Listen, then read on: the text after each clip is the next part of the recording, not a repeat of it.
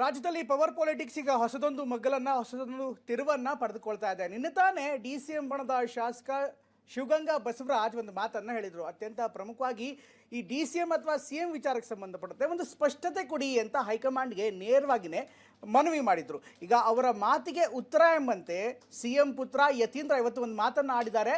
ಈಗಾಗಲೇ green signal ಕೊಟ್ಟಾಗಿದೆ, ಜೊತೆಗೆ clarity ಇದೆ, ಕ್ಲಿಯರೆನ್ಸ್ ಇದೆ. ಹೈಕಮಾಂಡ್ ಈಗಾಗಲೇ ಯಾವುದೇ ಬದಲಾವಣೆ ಅಧಿಕಾರದ ವಿಚಾರದಲ್ಲಿ ಇಲ್ಲ, ನಮ್ಮ ತಂದೆಯೇ 5 ವರ್ಷ ಮುಖ್ಯಮಂತ್ರಿ ಆಗಿರ್ತಾರೆ ಅನ್ನುವಂಥ ಮಾತನ್ನು ನೇರವಾಗಿಯೇ ಹೇಳಿದ್ದಾರೆ. ಹೀಗಾಗಿ ಕಾಂಗ್ರೆಸ್ ಮನೆಯಲ್ಲಿ ಈಗ ಪಟ್ಟದಾಟ ಹೊಸದೊಂದು ಎತ್ತರಕ್ಕೆ ಹೋಗ್ತಾ ಇದೆ. ಇನ್ನು ಮಂಗಳೂರಿನಲ್ಲಿ ಮಾತನಾಡಿರುವಂಥ DCM D K Shivakumar Yathindra ಅವರೇ ನಮ್ಮ ಹೈಕಮಾಂಡ್ ಅಂತ ಠಾಂಗ್ ಅನ್ನ ಕೊಟ್ಟಿದ್ದಾರೆ. ಹಾಗಾದ್ರೆ ಕಾಂಗ್ರೆಸ್ ಮನೆಯ ಆಟ ಏನು ನೋಡೋಣ ಬನ್ನಿ.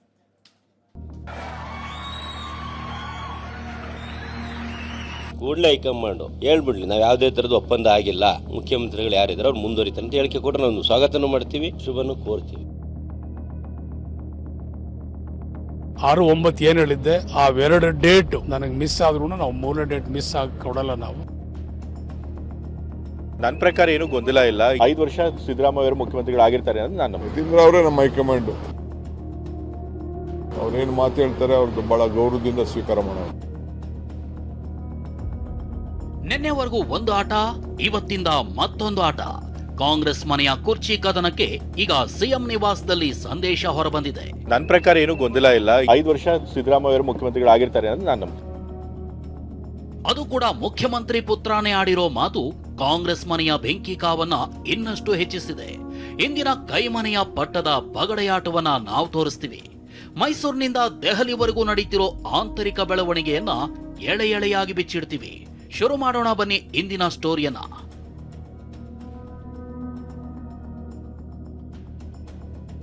ಸಿಎಂ ಪುತ್ರ ಎಂಎಲ್ಸಿ ಯತೀಂದ್ರ 5 ವರ್ಷ ಸಿದ್ದರಾಮಯ್ಯನವರೇ ಮುಖ್ಯಮಂತ್ರಿ ಅಂತ ಇಂದು ಮತ್ತೆ ಹೇಳಿದ್ದಾರೆ. ಆದ್ರೆ ಸನ್ ಆಫ್ ಸಿಎಂ ಹೀಗೆ ಹೇಳ್ತಾ ಇರೋದು ಇದೇ ಮೊದಲೇನಲ್ಲ. ಆದ್ರೆ ಯತೀಂದ್ರ ಇವತ್ತು ಮತ್ಯಾಕೆ ಹೇಳಿದ್ದಾರೆ ಅನ್ನೋದನ್ನ ಅರಿಯೋದಕ್ಕೆ ನಾವು ನೆನ್ನೆ ದಾವಣಗೆರೆಯಲ್ಲಿ ಡಿಸಿಎಂ ಆಪ್ತ ಶಾಸಕ ಶಿವಗಂಗಾ ಬಸವರಾಜ್ ಆಡಿರೋ ಮಾತನ್ನೊಮ್ಮೆ ನೋಡ್ಲೇಬೇಕು. ಕೂಡಲೇ ಹೈಕಮಾಂಡು ಹೇಳ್ಬಿಡ್ಲಿ, ನಾವು ಯಾವುದೇ ತರದ ಒಪ್ಪಂದ ಆಗಿಲ್ಲ, ನಾವು ಯಾವುದೇ ತರದ ಒಪ್ಪಂದ ಇಲ್ಲ, ಮುಖ್ಯಮಂತ್ರಿಗಳು ಯಾರಿದ್ದಾರೆ ಅವ್ರು ಮುಂದುವರಿತಾರೆ ಅಂತ ಹೇಳಿಕೆ ಕೊಟ್ಟರೆ ನಾವು ಸ್ವಾಗತನೂ ಮಾಡ್ತೀವಿ, ನಾವೊಂದು ಶುಭನೂ ಕೋರ್ತೀವಿ. ಅದ್ರಾಗ ಏನಿದೆ? ಸ್ಪಷ್ಟತೆ ಕೊಡಿ, ಅಧಿಕಾರ ಹಂಚಿಕೆ ಇದೆಯೋ ಇಲ್ವೋ ಅನ್ನೋದನ್ನ ಹೇಳ್ಬಿಡಿ. ಇವರನ್ನೇ ಮುಖ್ಯಮಂತ್ರಿಯಾಗಿ ಮುಂದುವರಿಸ್ತೀರಾ ಅನ್ನೋದಾದ್ರೂ ಹೇಳ್ಬಿಡಿ. ಇದು ಡಿಸಿಎಂ ಕ್ಯಾಂಪ್ನ ಶಾಸಕ ಶಿವಗಂಗಾ ಬಸವರಾಜ್ ಹೇಳಿರೋ ಮಾತು. ಹೀಗಾಗಿ ಈಗ ನೇರವಾಗಿ ಯತೀಂದ್ರ ಕಣಕ್ಕಿಳಿದಿದ್ದಾರೆ. ಬಸವರಾಜ್ ಕೇಳಿರೋ ಪ್ರಶ್ನೆಗಳಿಗೆ ಪಕ್ಕಾ ಕ್ಲಾರಿಟಿ ಎಂಬಂತೆ ಮಾತನಾಡಿರೋ ಯತೀಂದ್ರ ಕೆಲವರು ಬದಲಾವಣೆಗೆ ಪ್ರಯತ್ನ ಪಟ್ರು, ಆದ್ರೆ ಅದು ಸಕ್ಸಸ್ ಆಗ್ಲಿಲ್ಲ. ಯಾವುದೇ ಬದಲಾವಣೆ ಇಲ್ಲ ಅಂತ ಹೈಕಮಾಂಡ್ ಕ್ಲಿಯರ್ ಸಂದೇಶವನ್ನ ಈಗಾಗಲೇ ನೀಡಿದೆ ಅನ್ನೋ ಮೂಲಕ ಸಿಎಂ ಪರ ಹಾಗೂ ವಿರೋಧಿ ಬಣದ ಶಾಸಕರಿಗೆ ಮೆಸೇಜ್ ಪಾಸ್ ಮಾಡಿದ್ದಾರೆ. ಈಗ ಯಾರು ಕೂಡ ಸಿದ್ದರಾಮಯ್ಯ ತೆಗಿತೀವಿ ಅಂತ ಯಾರು ಕೂಡ ಹೇಳಿಲ್ಲ. ಹೈಕಮಾಂಡ್ ಅವರು ಕೂಡ ಏನು ತೆಗಿಬೇಕು ಅಂತ ಬೇಡಿಕೆ ಕೊಡ್ತಾ ಇದ್ರು, ಅದಕ್ಕೇನು ಮನ್ನಣೆ ಕೊಟ್ಟಿಲ್ಲ. ಸೊ ಹಾಗಾಗಿ ನನ್ನ ಪ್ರಕಾರ 5 ವರ್ಷ ಸಿದ್ದರಾಮಯ್ಯ ಸೇವೆ ಮಾಡಿರ್ತಾರೆ. ನನ್ನ ಪ್ರಕಾರ ಏನು ಗೊಂದಲ ಇಲ್ಲ. ಏನು ಗೊಂದಲ ಇದೆ ಅಂತ ಸರ್ನೇ ಕೇಳಬೇಕು. ನನ್ನ ಪ್ರಕಾರ ಹೈಕಮಾಂಡ್ ಅವರು ಕ್ಲಿಯರ್ ಆಗಿ ಸಿಗ್ನಲ್ ಕೊಟ್ಟಿದ್ದಾರೆ. ಅವರು ಬಾಯ್ಬಿಟ್ಟು ಹೇಳದೇ ಇರ್ಬೋದು, ಬಟ್ ಅವ್ರಿಗೆ ಕ್ಲಿಯರ್ ಆಗಿ ಸಿಗ್ನಲ್ ಕೊಟ್ಟಿದ್ದಾರೆ. ನಾವು ಇವಾಗ ಸದ್ಯಕ್ಕೆ ಯಾವುದೇ ಲೀಡರ್ಶಿಪ್ ಚೇಂಜ್ ಮಾಡಲ್ಲ ಅಂತ ಹೇಳಿ. ಸೊ ಹಾಗಾಗಿ 5 ವರ್ಷ ಸಿದ್ದರಾಮಯ್ಯ ಅವರು ಮುಖ್ಯಮಂತ್ರಿಗಳಾಗಿರ್ತಾರೆ ಅಂತ ನಾನು ನಂಬ್ತೀನಿ. ಹಿಂದೆ ಇಟ್ಟಿದ್ದ 2 ಮುಹೂರ್ತ ಮಿಸ್ ಆಗಿದೆ. ಈ ಬಾರಿ ತಪ್ಪೋ ಮಾತೇ ಇಲ್ಲ ಅನ್ನೋದು ರಾಮನಗರ ಶಾಸಕ ಇಕ್ಬಾಲ್ ಹುಸೇನ್ ಮಾತು. 6-9 ಏನು ಹೇಳಿದ್ದೆ, ಆ 2 ಡೇಟ್ ನನಗೆ ಮಿಸ್ ಆದ್ರೂ ನಾವು 3ನೇ ಡೇಟ್ ಮಿಸ್ ಆಗಿ ಕೊಡಲ್ಲ. ನಾವು ಸೊ ಅದಕ್ಕೆ ನಾವೆಲ್ಲರೂ ಕೂಡ ನಾವು ಬದ್ಧವಾಗಿರ್ತೀವಿ. ಅವ್ರಿಗೆ ಸಿಎಂ ಆಗಿ ನಾವು ನೋಡ್ತೀವಿ. ಹೈಕಮಾಂಡ್ಗೆ ಏನು ಸೂಚನೆ ನಾವೆಲ್ಲರೂ ಕೂಡ ಸೇರಿ ಕೊಡ್ಬೇಕಂತೇಳಿ ನಾವು ತೀರ್ಮಾನವನ್ನು ಮಾಡ್ತೀವಿ. ನಮಗೆ ನಂಬಿಕೆ ಇದೆಯಾ ಸರ್ ಈ ಅವಧಿಯಲ್ಲೇ ಡಿ ಕೆ ಶಿವಕುಮಾರ್ ಅವರು ಸಿಎಂ ಆಗ್ತಾರೆ ಅಂತ? ನಾನು ಭಗವಂತನ ಸನ್ನಿಧಿಯಲ್ಲಿ ಇರ್ತಿದ್ದೀನಿ. ನಾನು ಈಗ ತಾನೇ ಭಗವಂತ ಸನ್ನಿಧಿನ ಒಳಗಡೆಯಿಂದ ಬರ್ತಾ ಇದ್ದೀನಿ. ಅವ್ರು ಹಾಗೆ ಆಗ್ತಾರೆ, ನಾವು ಮಾಡೇ ತೀರ್ತೀವಿ.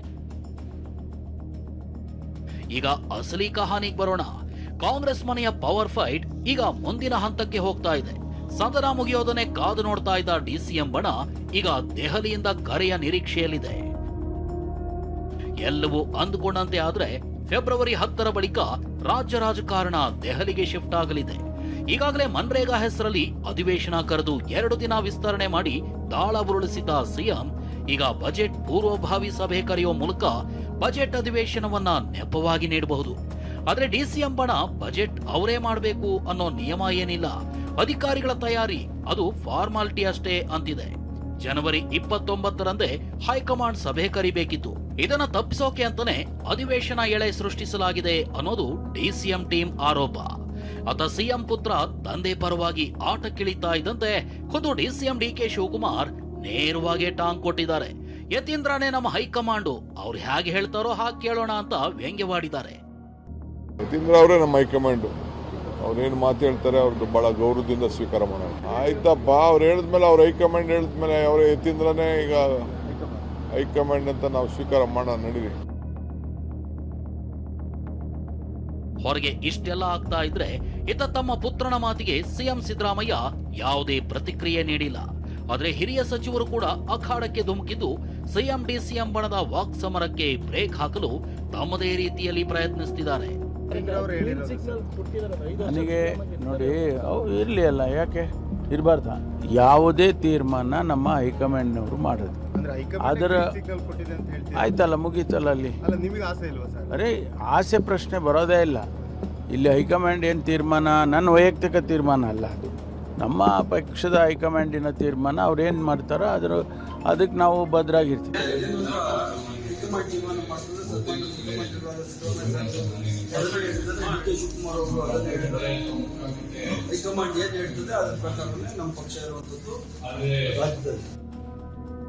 ಹೀಗೆ ಕಾಂಗ್ರೆಸ್ ಮನೆಯ ದಾಯಾದಿ ಕಲಹ ಈಗ ಮಹತ್ವದ ಹಂತ ತಲುಪಿದೆ.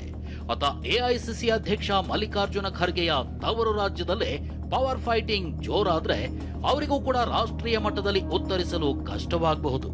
ಹೀಗಾಗಿ ಖರ್ಗೆ ಸಾಹೇಬ್ರು ನೀವಾದ್ರೂ ನಿರ್ಧಾರ ಕೈಗೊಳ್ಳಿ ಅಥವಾ ನನಗಾದ್ರೂ ನಿರ್ಧಾರ ಕೈಗೊಳ್ಳಲು ಬಿಡಿ ಅನ್ನೋ ಸಂದೇಶವನ್ನ ರವಾನಿಸಿದ್ದಾರೆ. ಆದರೆ ಕೈಮನೆಯ ಆಡಿಸುವ ಆತನ ಮನದಲ್ಲಿ ಏನಿದೆಯೋ. ಪ್ರಸನ್ನ ಜೊತೆ ಪ್ರಮೋದ್, ಟಿವಿ9 ಬೆಂಗಳೂರು.